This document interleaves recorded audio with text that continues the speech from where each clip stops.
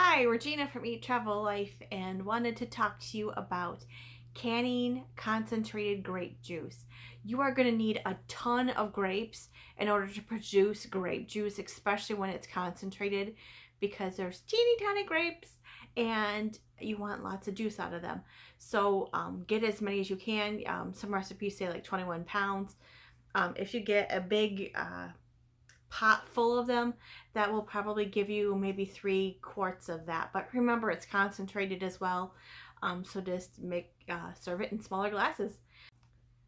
When canning grapes, there's a few things that you're going to need to have on hand. A food mill or some type of electric food mill that will squeeze out all the juice. I brought it with me so I can show you, the fruit and veggie strainer. That was very helpful. And you'll need to have a food tray as well. There's one more thing you need. Hold on. Okay. You need this part too, I think. Otherwise, you just got a tray and not this thingy here. And well, here we go. These aren't straining very well, so you're gonna need to strain them. And some instructions I've read said, hey, you know, you can just put them in a bag and strain them out that way. Have you ever? Yeah, that just doesn't work. It didn't work for me, so I got this out and did it. You're gonna have to do it very slowly. If you try to rush through canning grapes and getting them processed, you are gonna gum that little machine up, and it is just going to give you problems. This little thing right here gets full of grape seeds. So, and this goes in here, and then you're trying to pull it out with pliers and all sorts of stuff. So do it slowly. Clean it out often. Every time you run a couple cups through, stop, clean it out, and then start again. Will be your best bet. That's what we found works well for us.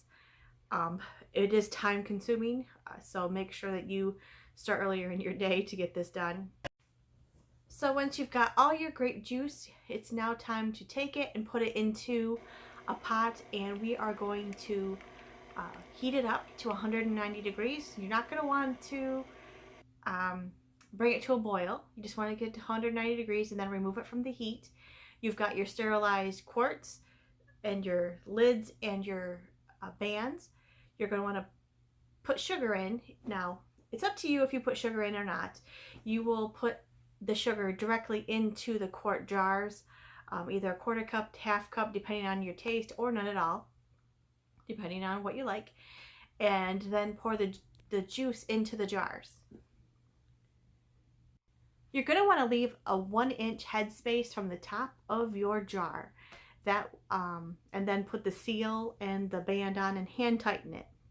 This is water bath canning that you're doing, so you're going to need to have the hot water, the water in there kind of hot already because your juice is hot. No cold and hot, it's hot and hot with this. So you put those in your water bath canner, and you will let that process for 10 minutes. And then you remove them and let them cool.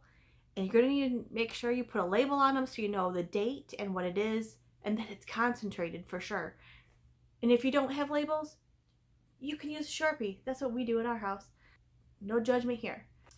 Thanks so much for watching. Be sure to subscribe to our channel and like this video, and let me know if you've canned grape juice before and what's your favorite way. Do you use sugar or not? Have a great day.